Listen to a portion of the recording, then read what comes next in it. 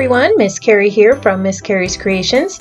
Today I am participating in the Scrappy Topsy Turvy YouTube Hop, where each month we are going to be putting a little spin on the occasion.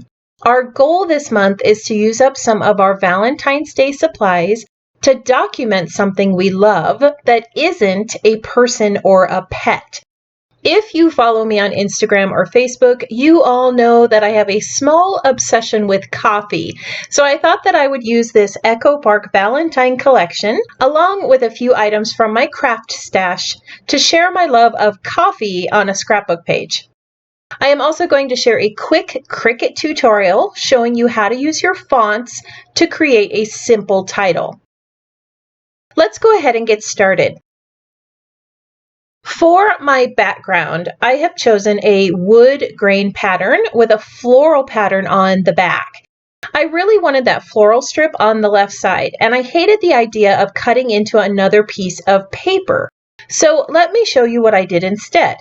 This is a little paper saving hack. I have flipped the papers over, lined them up, and I'm going to use the product strip to hold them together. I just apply adhesive all down the strip, and it works just like a piece of tape.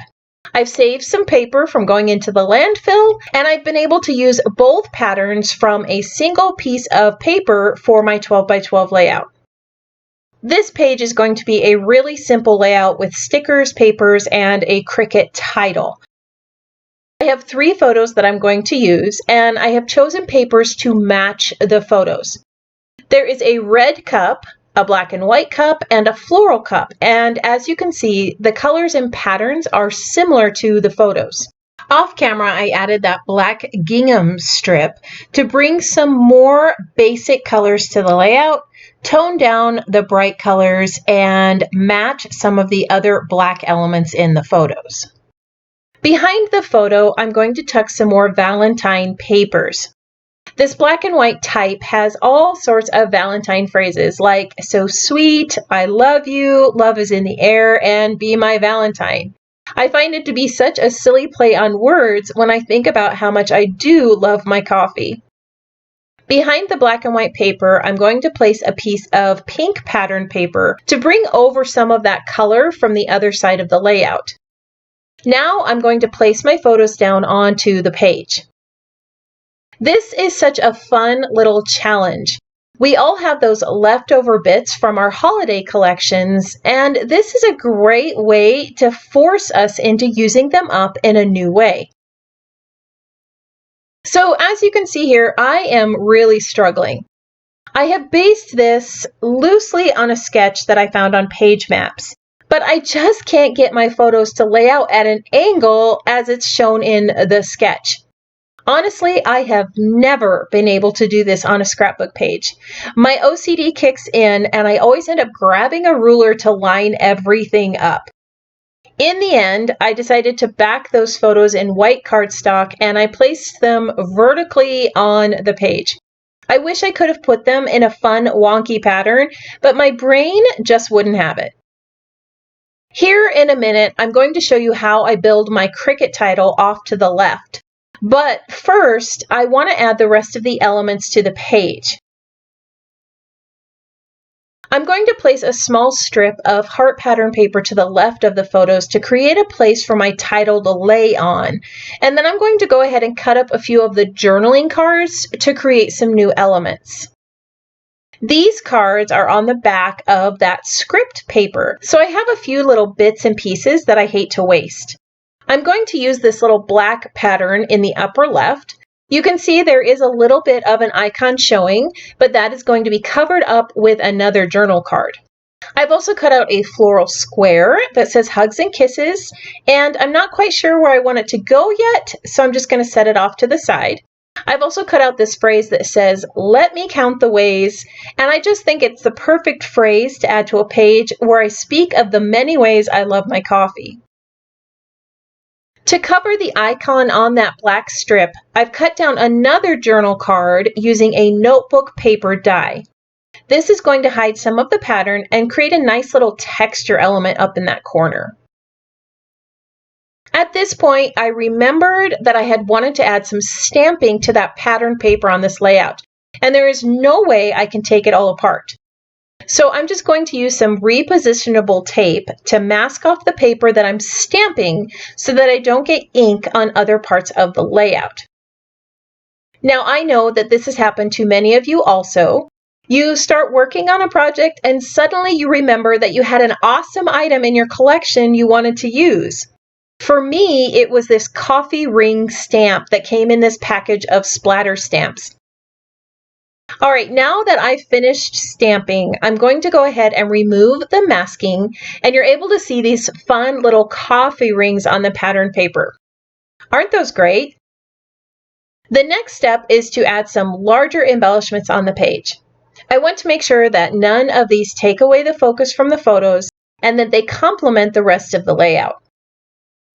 I found a few stickers in the Echo Park collection I want to use, and I've shopped my stash for some other items that match the page. I'm going to start with this large floral sticker to bring this pattern to the right side of the layout. Next to that, I'm going to add this little acrylic perspective that I just love. The minute I saw it on the Bramble Fox website, I just had to have it. At the top, I'm going to add that floral square that I cut out. Now, I do want to hide the hugs and kisses sentiment because I'm going to add another phrase on the page that says the same thing. I'm just going to go ahead and cover it up with a pink banner sticker that I found and add another sentiment that says you and me. Above the coffee cup and flowers, I'm adding an XOXO sentiment, which I know means hugs and kisses, and I think coffee is just a hug in a mug. As I'm looking at my photos and other elements, I'm realizing that I need something black up on that floral square. I chose a heart sticker with a checkered background, and it balances out everything really well. Over on the left, I've added that silly "Let me count the ways" sentiment and a smitten sticker. I also have two little coffee bean perspectives that came with the acrylic coffee cup. And this is the perfect place for these. They're going to create the start of a diagonal line that helps draw your eye across the layout to the coffee cup. I have found that glue dots work best for adhering these to your projects. They stick well to the acrylic and are a little bit more forgiving than liquid adhesive if you need to move them. The last large item that I'm going to add is the title. So I'm going to go ahead and head into Cricut Design Space and show you how to make that. All right, so the first thing I'm going to do is go to Font Cloud. This is a little database of all of my fonts, and it makes it really easy to figure out which font that I want to use. So I'm going to go ahead and type in the word coffee, and I'm going to be comparing the fonts that I have here on my device with the fonts that are already on my scrapbook page, because I want to kind of mimic the fonts that are already there to create a nice little title. So I do like this one here. I'm just going to be taking notes because once I get into Cricut Design Space, I'll end up forgetting which ones of these I like. So I have over 378 fonts to choose from, and I'm not going to make you watch me choose all of these fonts. Recently, I saw a meme that said, "Sorry, I was late for dinner. I was picking a font." And that's how I feel sometimes when I'm trying to design a project.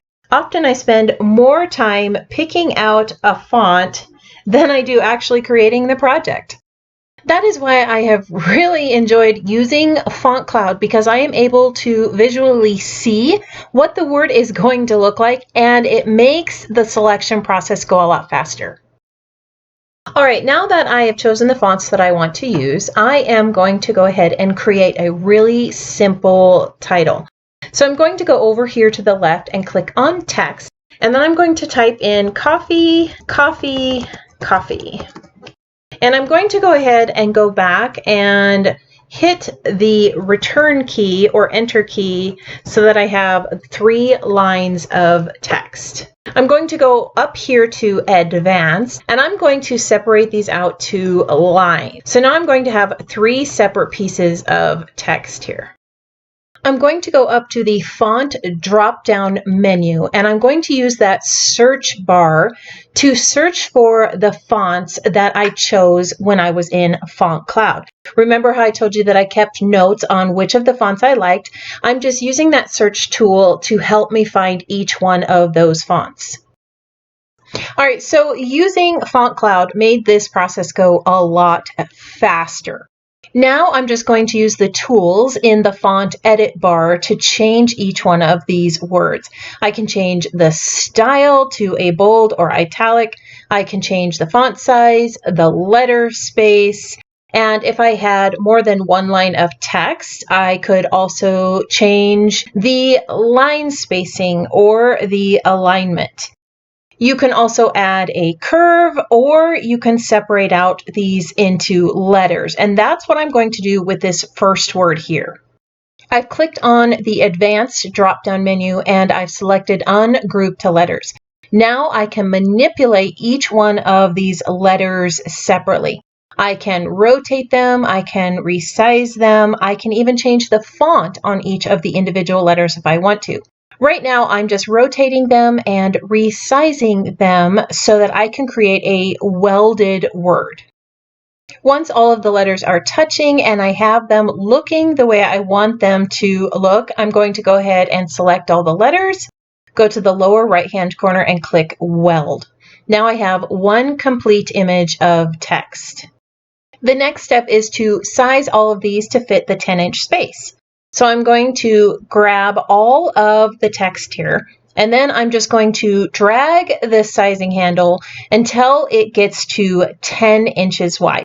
And you can see there across the top of those letters, it's changing, and you can also see it there at the top. The width is changing. So I'm just going to go ahead and reduce these until I get it to about 10 inches wide. After resizing it, I can change the material colors to match the cardstock that I'll be cutting each one of these out of. And I can go ahead and click Make It and cut all of these letters out. So I have gone ahead and cut out all the title pieces. These are going to be placed onto some shiplap pattern paper that I have cut using that same notebook die I used on the red paper strip there on the left. I'm going to use liquid adhesive to adhere these in place. You could save yourself some time and cut these out with an adhesive backing, but I have run out of all of my adhesive backing sheets, so I'm going to be using glue. Now, you might have noticed that I have a new brand of glue here today. I have heard of Bearly Art for over a year now, but I was loyal to my favorite brand. Unfortunately, the brand that I was using has tripled in price, and I needed to find something else. Now, I'm not one to jump on the bandwagon everyone else is riding, so I researched various companies and discovered that Bearly Art has a program called Cards for Cubs. And if you know my history, you know that this is something that tugs at my heartstrings. You really do need to head on over to their website and learn how you can help with this Cards for Cubs program in March. So I'm going to go off camera and finish this title, and then I'll show you how it turned out. I have finished assembling the title, and I love how that looks. I'm going to go ahead and make it even cuter with some white gel pens. I'm going to use a larger pen to create some dots on the larger coffee title. I'm just going to add 3 little dots on the left side of each one of the letters. Now I'm going to use a smaller gel pen and add a few little highlights and dots to those smaller gray letters. I love using gel pens on my Cricut cuts. It makes them look less manufactured, I guess you could say, and more sticker-like. These details really make that title pop, don't they? I'm going to adhere this title to the left of the photos, and now we have a unique title that says Coffee, Coffee, Coffee. As I'm looking at the layout, I'm realizing that that heart pattern kind of blends in to the pattern paper behind the title. So I'm going to go ahead and cover it up with a floral border sticker. I like the look of this much better. I might even add some stitching to it later on to match the other stitched elements I've already added to the layout. To add to the Twisted Valentine theme, I'm going to add some random heart stickers onto the page. I've chosen red, pink, and black hearts to match the other elements, and I'm just placing them onto the page, forming visual triangles as I go. I'm also adding a little sticker down near the coffee cup that says all the heart eyes. The last item I want to add is a tag for my journaling. I've just used up some leftover pieces of pattern paper and made a little tag with a love notes sentiment. I did plan ahead for this and made sure not to add any adhesive over there on the right side. I love how this brings some of that checkerboard pattern over to this side of the layout. All right, so here is the finished page showing my Twisted Valentine love of coffee using some Valentine supplies in my collection. Not only did I show you how the page came together, I also shared how you can create a simple little Cricut title like this in Cricut Design Space. It's the perfect beginner project. I'm going to share a few photos of the layout so that you can see some of these details up close. I hope that you enjoyed today's Topsy Turvy scrapbook layout and gathered a few ideas for your own twisted holiday project. If you would like some more ideas for using up your Valentine supplies, I have listed all the participants of this YouTube hop in the description below, along with the list of supplies I used today. You can hop through each of the channels and check out their spin on this fun topsy-turvy challenge.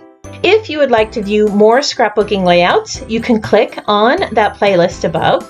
While you're at it, go ahead and hit the subscribe button and the thumbs up if you enjoyed today's Cricut tutorial. I hope that you have a wonderful week, and I can't wait to see what you create.